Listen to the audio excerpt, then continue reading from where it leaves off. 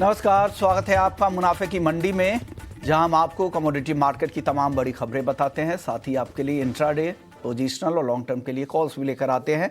आज हमारे साथ 5 मेहमान होंगे जो आगे आपको अलग अलग कमोडिटीज़ पर आपको मदद करने वाले हैं। अजय केडिया हैं, केडिया कमोडिटी के एमडी और रिसर्च हेड हैं। भाविक पटेल हैं, ट्रेडबुल सिक्योरिटीज़ से। अनिल बैनर्जी हैं, कोटक सिक्योरिटीज़ से। और आगे हमारे साथ पूनम चंद गुप्ता होंगे, हल्दी के कारोबारी है। और हाँ, NCDX की हल्दी कमेटी है, टर्मरिक कमेटी है, उसको भी हेड करते हैं। और साथ ही ISMA के DG भी हमारे साथ होंगे, जिनसे हम शुगर की रिपोर्ट जानेंगे। शुरुआत कर लेते हैं सोने के साथ। यहाँ पर लगातार नया रिकॉर्ड बनता जा रहा है। पिछले एक साल में इंटरनेशनल मार्केट में करीब करीब 40% की तेजी दिखी है। यानी जो 2024-25 का फाइनेंशियल ईयर था, इसमें सोने की अगर तेजी देखें डॉलर टर्म में तो 1980 के बाद ये सबसे बड़ी तेजी थी। और क्वार्टर बेसिस पे अगर देखें, तिमाही के आधार पर देखें, तो सितंबर 1986 के बाद ये सबसे बड़ी रैली गोल्ड की थी। सोने में जो ये 20% की तेजी इस क्वार्टर में दिखी है, जनवरी से 31 मार्च तक। केडिया जी, कितना रिवॉर्ड और यहाँ पर मिल सकता है इस लेग में, और कितना रिस्क है गोल्ड में? नमस्कार विश्वमन जी। नमस्कार और सर। आप सभी को नवरात्रि की शुभकामनाएं। देखिए, जिस ढंग से हमने देखा, कल हमने एक रिपोर्ट भी लिखी थी कि इंटरनेशनल में भी गोल्ड में काफी बैक टू बैक नए हाई बन रहे हैं। और डोमेस्टिक मार्केट में भी हमने ऑलरेडी देख रहे हैं कि प्राइजेस के अंदर एक अच्छा खासा हाई बैक बन चुका था। फर्स्ट टाइम ऐसा देख रहे हैं कि हम लोग फाइनेंशियली, अगर हम ये पीरियड की बात करें, तो यहाँ पे सोने ने बेहतरीन रिटर्न दिया है। और क्वार्टर वाइज देखें तो फर्स्ट क्वार्टर के अंदर लगभग जो हमने कल देखा था, करीबन 19% का गेन देखा, जो सेकंड हाईएस्ट है 1986 के बाद का। और फाइनेंशियली अगर हम देखें तो फर्स्ट टाइम ऐसा है कि हम 40% का रिटर्न देखें। तो मुझे लगता है रिस्क और रिवॉर्ड पैरामीटर्स पे गोल्ड खरा उतरता हुआ दिखाई दे रहा है। और कल एक बड़ा दिन है जहां पे टैरिफ को लेकर कंसर्न्स जो बने हुए हैं वो क्लियरिटी आएगी। तो मेरा मानना है कि टैरिफ लगेगा, उसकी वजह से ये रैली हो चुकी है। और इनकेस अगर कहीं पे भी टाइम बोरो होता है तो आई थिंक एक करेक्शन भी ड्यू हो सकता है। तो आई थिंक वॉलिटिलिटी एकदम एक्सट्रीम है। अनलेस अनटिल 3100 का लेवल ब्रीच नहीं करता, वी आर एक्सपेक्टिंग 3178 से 3180 का लेवल मिल जाए। बट करंट लेवल पे कोई भी चीज के लिए एंट्री करना बहुत ही ज्यादा, मतलब वॉलिटिलिटी के साथ रहेगा। तो बेटर रहेगा कि इसमें ऑप्शन का ट्रेड लेना चाहिए, जहां पे 91,000 का कॉल लीजिए। 1100 में जो हायर साइड पे 1400 से 1600 तक का लेवल मिल सकता है। कल तक का वेट करना चाहिए। सोने और चांदी में एक्सट्रीम वॉलिटिलिटी पॉसिबल है। तो ये आपको यहाँ पे वॉलिटिलिटी अभी जारी रहेगी, रिस्क भी उतना ही हो गया। अनिल बैनर्जी जी, आपको क्या लग रहा है, कितना रिस्क है यहाँ पे? रिवॉर्ड तो ठीक है, लगातार मिल ही रहा है गोल्ड में, लेकिन उसके साथ अब रिस्क का जो परसेंटेज होगा वो भी काफी ज्यादा होगा। आप क्या कहेंगे, गोल्ड पर आपकी राय क्या है सर? हाँ, नमस्कार विश्वमोहन जी। देखिए, अभी फिलहाल एक इवेंट है जो केडिया जी ने बोला, मैं उनके साथ एकदम सहमत हूँ, क्योंकि 2 अप्रैल जो कल है, जो रेसिप्रोकल टैरिफ्स का एक डेडलाइन, तो उसके कारण क्या होता है, एक मेजर इवेंट के आसपास अगर एक ट्रेंड ऑलरेडी बना हुआ है, जो गोल्ड में अप ट्रेंड है, तो जनरली एक प्रॉफिट टेकिंग आने का चांसेस बन जाता है। और लास्ट 2 दिन में MCX में ये जो सोना है वो गैप के साथ ऊपर गया है। तो अभी करंट लेवल्स में इसको खरीदना थोड़ा सा अनअट्रैक्टिव है, तो वेट करना चाहिए पेशेंटली। 90,000 के आसपास, जो 1,000 रुपया नीचे है, वहां पे एक बेटर एंट्री मिल रहा है इन सोना। तो ऐसा कुछ नहीं है कि आपको हर दिन ही इसमें ट्रेड करना है। बेटर रहेगा कि इसमें वेट कीजिए, 90,000 के आसपास एक प्रॉपर एंट्री बनता है ऑन द लॉन्ग साइड। और क्योंकि आपका स्टॉप लॉस होगा 89,000 के नीचे, क्योंकि उसके पहले कोई स्टॉप लॉस का कोई लेवल है नहीं। फिर अपसाइड में इवेंचुअली ये प्रॉफिट टेकिंग के बाद हम लोग को लगता है कि 92,000 92,500 तक भी ये सोना जा सकता है। और ये साल, मतलब ये फाइनेंशियल ईयर, सोने में नेक्स्ट 6 to 8 मंथ्स में एक बुलिश ट्रेंड बना रहेगा, क्योंकि डी डॉलराइजेशन के कारण जो सोने में कंटिन्यूअस बाइंग है वो अभी भी चालू है, और उसके कारण सोना काफी बुलिश है। और नेक्स्ट 6 to 8 मंथ्स में वो एक पॉजिटिव रिटर्न दे सकता है इन रूपी टर्म्स। ओके, तो बिल्कुल, यानी यहाँ से अभी और भी तेज़ी बची है, क्योंकि कई सारे ऐसे फैक्टर्स हैं। यूएस के डेट लेवल की बात हो, वहाँ पर स्लो डाउन की बात हो, वो भी आगे चलकर गोल्ड को सपोर्ट ही करने वाले हैं। तो ये तेज़ी हाल फिलहाल तो उस तरह की बड़ी करेक्शन के संकेत तो अभी तक कुछ दिख नहीं रहे। भाविक, आप बताइए, सोने चांदी पर आपकी राय क्या है? Good morning Vishwanath ji. Good morning sir. देखिए, जैसे दो एस्टीम पैनलिस्ट ने बोला, मुझे भी ऐसे ही लग रहा है कि इंट्राडे वॉलेटिलिटी रह सकती है, बट आई थिंक कभी कैरी फॉरवर्ड नहीं करना चाहिए सोना, क्योंकि काफी स्ट्रेच हो चुका है। आई थिंक ग्रेविटी जो है वो डिफाइन कर रही है, बट और जो टेक्निकल फैक्टर्स है वो अभी काम नहीं कर रहा है, क्योंकि जैसे कल बड़ी इवेंट है, टैरिफ इम्प्लीमेंट होने वाली है, तो उसकी वजह से काफी सेफ हेवन बाइंग है। बट मुझे लग रहा है कहीं ना कहीं एक बार ये हो जाएगा तो एक करेक्शन जरूर से ड्यू रहेगा। जैसे मार्केट हम देखते हैं कि फॉरवर्ड लुकिंग है, और ऑलरेडी कल की टैरिफ है वो मार्केट ने काफी सारे डिस्काउंट कर दिए। बट इंट्राडे अभी भी मुझे लग रहा है कि थोड़ा भी करेक्शन आता है तो इंट्राडे पर्पज से सोने और चांदी दोनों में बाय कर सकते हैं। इसलिए सोने में अगर देखें, जून का कॉन्ट्रैक्ट अराउंड 90,900 के करीब बाय कर सकते हैं। 91,500 का टारगेट और 90,600 का स्ट्रिप स्टॉप लॉस। मुझे भी लग रहा है कि अगर देखिए करेक्शन आ सकता है तो नीचे 89 से 88,000 तक के भी लेवल्स देखने को मिल सकते हैं। बट कल तक के लिए मुझे लग रहा है कि आज के दिन बहुत करेक्शन नहीं होगा। आई थिंक कल एक बार इवेंट हो जाए, उसके बाद शायद हम थोड़े बहुत प्रॉफिट बुकिंग सोने और चांदी दोनों में देख सकते हैं। ओके, तो चलिए, तो ये भी हो आपकी तरफ से। चांदी पर केडिया जी, आपकी राय क्या है? 1,01,000 के आसपास चांदी है। क्या चांदी ज्यादा यहाँ पर प्रिफर्ड बेट है आपके लिए, या गोल्ड पर ही भरोसा ज्यादा लग रहा है आपको? नो डाउट गोल्ड, हम बोलते कंसर्न्स की वजह से तेजी आती है और हम कंसर्न्स के बीच में है इस वक्त, इसलिए गोल्ड तेज कर रहा है। इनफैक्ट कल का भी ट्रेड अगर आप देखोगे तो गोल्ड में सपोर्टनेस बना हुआ था, लेकिन चांदी बिल्कुल भी ज्यादा मेजर मूव नहीं कर पा रही थी। हालांकि अभी भी इंटरनेशनल में $35 का एक साइकोलॉजिकल लेवल है, वहां तक मार्केट जाने की चेष्टा करेगा पूरा। बट अगेन सेम कॉल है, देखिए लॉन्ग टर्म में डेफिनेटली चांदी अभी भी अंडर वैल्यू दिख रही है, जो आने वाले टाइम में जैसे मैंने बताया ये साल में 1,30,000 दिखा दे, बट करंट लेवल से लेकर बाई करना ठीक है। डे ट्रेड के हिसाब से आप ले लीजिए 1,04,400 पे, ऊपर में आपको 1,01,800 तक का लेवल मिल जाए, बट सस्टेनेबिलिटी नहीं दिखाई दे रही है। क्योंकि अगर सपोज आप समझे कि कल टैरिफ लग भी जाता है, तो आप मान के चलिए पिछले महीने 2 महीने के अंदर हमने इतनी बड़ी रैली ऑलरेडी देख चुके हैं, और इनकेस अगर ये टाइम बोरो होता है या और कुछ इसमें पॉइंट्स आ जाता है तो मार्केट वैसे भी करेक्ट कर जाएगा। तो I think this is not a right time to enter. ठीक है, लॉन्ग टर्म के लिए हम थोड़ा करेक्ट करने का वेट करेंगे, नीचे आ जाएगा। लेकिन फिर भी अगर किसी को डे ट्रेड के लिए करना है तो सिल्वर मिनी में 1 लाख का कॉल ले लीजिए, 2,500 रुपए में 3,200 रुपए का टारगेट रहेगा। बट प्रिफर्ड रहेगा आज और कल सोने चांदी में कोई भी लॉन्ग या शॉर्ट से एक बार बचिए, समझिए कि टैरिफ का क्या होने वाला है, उसके बाद आप पोजीशन ले, वो बेटर रहेगा। तो सोने चांदी पर आपकी राय आ गई। चांदी पर आप अपनी राय दे। अनिल बनर्जी जी, क्या लग रहा है आपको, चांदी में यहाँ से किस तरह की चाल दिख सकती है? हाँ देखिए, चांदी में जो पॉजिटिव फैक्टर है वो ये है कि कॉपर में करेक्शन हो चुका है। क्योंकि चांदी, कॉपर और गोल्ड, क्योंकि एक तरफ में वो करेंसी है, इसके लिए ये आपका गोल्ड का एक पॉजिटिव इम्पैक्ट आता है, और उसके साथ ये एक इंडस्ट्रियल मेटल है तो कॉपर का भी इम्पैक्ट रहता है। तो कॉपर में जो करेक्शन था वो हो चुका है, तो अपवर्ड एक मूव मिल रहा है जो चांदी के लिए पॉजिटिव है। गोल्ड सिल्वर रेशियो लास्ट दिसंबर से 88 और 93 के बीच ऑसिलेट कर रहा है। हाल ही जस्ट येस्टरडे वो एक हाई बना के आया है 9260 के आसपास। तो जो सिल्वर को हो सकता है वेरी शॉर्ट टर्म में 2-3 दिन के लिए गोल्ड के साथ आउट परफॉर्म करवाए। But at the same time मैं केडिया जी से सहमत हूं, क्योंकि जनरली सुबह सुबह अगर हम लोग सिल्वर में गैप मिलता है तो वो जनरली शाम तक वो फिल हो जाता है। तो ये चांसेस है कि पेशेंटली आप 99,000 के लिए वेट कीजिए ऑन सिल्वर, वहां पे खरीदा जा सकता है। और स्टॉप लॉस आपका 98,000 के नीचे रहेगा, पोजिशनली 1,03,000 के आसपास ये जा सकता है। बट इंट्राडे के लिए पेशेंटली वेट करना सही रहेगा। नीचे के लेवल पे खरीदे, लेकिन 1,03,000 तक जाने की संभावना आपको दिख रही है यहाँ से। चलिए, क्रूड की बात करते हैं। क्रूड भी 5 हफ्ते की ऊंचाई पर है। ब्रेंट का भाव $75 के बेहद करीब है। MCX क्रूड को देखें तो यहाँ पर भी तेजी ही दिख रही है। केडिया जी, ऑप्शंस में कोई मौके दिख रहे हैं क्या क्रूड में?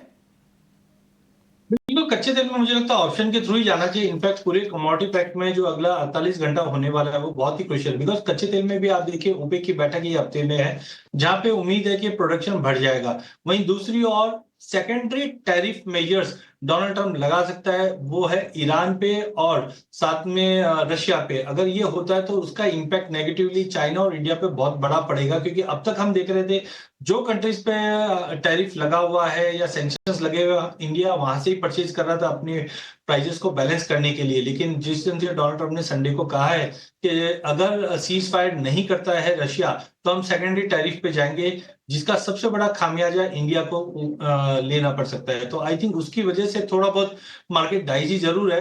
ऑप्शन के जरिए एंटर कर सकते हैं कच्चे तेल में, जहां पे मुझे लगता है 6100 का कॉल लीजिए, 140 में 220 तक का लेवल मिल जाएगा। बट अगेन ये काउंटर भी ऐसा रहेगा जो टैरिफ की वजह से भी इंपैक्ट करेगा, ओपेक के स्टेटमेंट से भी इंपैक्ट करेगा। ये हफ्ता कच्चे तेल में भी हम बड़ा मूव आते हुए देखेंगे, बट आज इंटरडे के लिए 6100 का कॉल लेके चला जा सकता है। तो 6100 के स्ट्राइक की कॉल खरीदे, 220 का टारगेट उसके प्रीमियम का दिख सकता है। क्रूड पर आपकी राय भावी क्या है? देखिए किरण ने सही बताया, दो कॉन्फ्लिक्टिंग न्यूज, पॉजिटिव नेगेटिव। एक तो हम देखें तो पॉजिटिव क्रूड के लिए ये है कि ट्रम्प एडिशनल सैंक्शंस टैरिफ लगा सकते हैं ईरान और रशिया पे। दूसरा अगर देखें तो यूएस का जो ऑयल आउटपुट है वो 15 महीने के लो पर है। बट अगर नेगेटिव देखें तो टैरिफ की वजह से डिमांड जो है वो कम हो जाएगी और ओपेक प्लस जो है वो शायद प्रोडक्शन बढ़ा सकते हैं। तो आई थिंक वॉलेटिलिटी जरूर से रहेगा, बट अभी भी मुझे लग रहा है कि पॉजिटिव ही रहना चाहिए। जैसा कीड़ा जी ने बताया, मुझे भी लग रहा है कि 6150 का जो कॉल ऑप्शन है वो बाय करके चल सकते हैं 115 के करीब 175 के टारगेट के लिए, और 85 का स्टॉप लॉस रहेगा।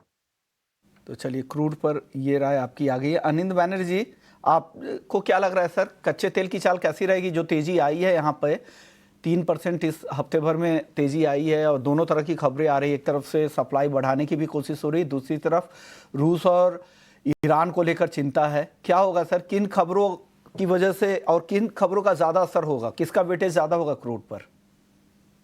हाँ विश्वमोहन जी, देखिए एक हफ्ते पहले आपके चैनल में मैं तब बताया था कि 5700 के आसपास MCX और 65 और $66 आपका जो WTI का प्राइस है वहां पे एक बार वापस यहाँ ये बेस बन सकता है, क्योंकि 2021 से कभी इसके नीचे सस्टेन नहीं किया है। इस बार भी वही हुआ कि वहां पे वापस बेस बना के ऊपर आ रहा है। तो अभी क्रूड के लिए कोई स्ट्रॉन्ग कोई फैक्टर है नहीं, क्योंकि जो डिमांड सप्लाई सिचुएशन है वो एक तरफ से बेरिश है ऑयल के लिए।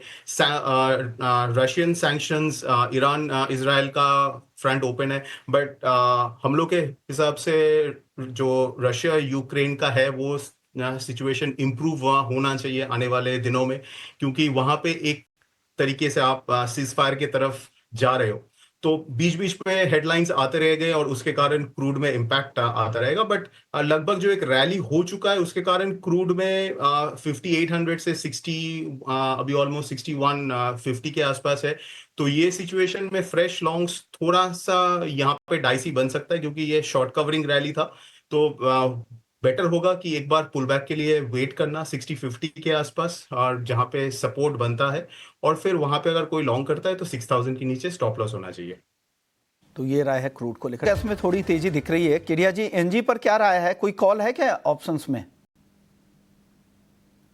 देखिए उसमें मुझे एनजी की अगर बात करें तो अब तक तो हमने अच्छा खासा करेक्शन देखा था, और अभी भी मुझे लगता है मार्केट में थोड़ा जो बाउंस आया कच्चे तेल को लेकर, या हम बोल सकते हैं कि जो ब्लैक सी एरिया में रशिया का कैसा स्टैंड रहेगा उसको देखते हुए थोड़ा बाउंस जरूर आया है। बट अगेन मुझे लगता है कि 362 के करीब बेचने जैसा ही है कमोडिटी। तो 360 का पुट लेके चलिए 20 रुपए में, जो 32 तक का लेवल दिखा सकता है। मेटल्स में अनिंद बैनर्जी जी, क्या पसंद है आपको? आज सारे मेटल्स लेड को छोड़ दे तो तेज नजर आ रहे हैं, क्या खरीदना चाहिए आज? विश्वमोहन जी, देखिए उसमें कॉपर सबसे स्ट्रॉन्ग है, क्योंकि बाकी जो जिंक और एल्यूमिनियम है उसमें चाइना कंस्ट्रक्शन इंडस्ट्री और चाइना कंस्ट्रक्शन थीम से वो कंप्लीटली लिंक्ड है। कॉपर एक हद से डाइवर्सिफाइड एक थीम है। तो इसके लिए कॉपर में जो डिमांड सप्लाई का भी सिचुएशन है वो बेटर है। तो प्लस अभी का जो शॉर्ट टर्म में भी कॉपर में एक अप ट्रेंड रहा था और उसके बाद एक करेक्शन आया। सो ये अच्छा एंट्री है। स्टॉप लॉस 875 के नीचे होना चाहिए अगेन पोजिशनली, क्योंकि बेस मेटल्स में जनरली ये देखा गया है कि जो इसमें थोड़ा सा जो पोजिशनली इसमें खेलते हैं तो उसमें बेटर अपॉर्चुनिटीज रहता है। तो कॉपर मेरे लिए एक लॉन्ग पिक रहेगा ऑन द लॉन्ग साइड आपका, और स्टॉप लॉस रहेगा 875 के नीचे, 890 के आसपास इसमें लॉन्ग किया जा सकता है। ओके, तो चलिए ये व्यू है कॉपर को लेकर। आप बताइए भाविक, आपको क्या पसंद है, आपकी टॉपिक क्या है बेस मेटल्स में आज? जी मुझे भी कॉपर ही रहेगा पसंद, क्योंकि देखिए फरवरी में अगर देखें चिली के जो प्रोडक्शन नंबर्स है वो ईयर ऑन ईयर और मंथ ऑन मंथ दोनों कम हुए हैं, तो सप्लाई साइड वहाँ पे थोड़ा रिस्ट्रिक्शन है। और जैसे अगर हम देखें कि आज सुबह भी चाइना का जो डेटा आया है वो पॉजिटिव है, मैन्युफैक्चरिंग पीएमआई, उसकी वजह से भी अगर हम देखें तो आई थिंक कॉपर एक सारा बहुत अच्छा लग रहा है एटलीस्ट सारे बेस मेटल्स में लॉन्ग पोजीशन करने के लिए। और जब तक 875 के ऊपर है तब तक मुझे लग रहा है कि पॉजिटिव ही रहेगा टेक्निकल पॉइंट ऑफ व्यू। तो कॉपर 892 के करीब अप्रैल में बाय कर सकते हैं 900 के टारगेट के लिए, और 887 का इंटरडे स्टॉप लॉस रहेगा। ओके, आप बताइए केडिया जी, आपकी टॉपिक क्या है बेस मेटल्स में?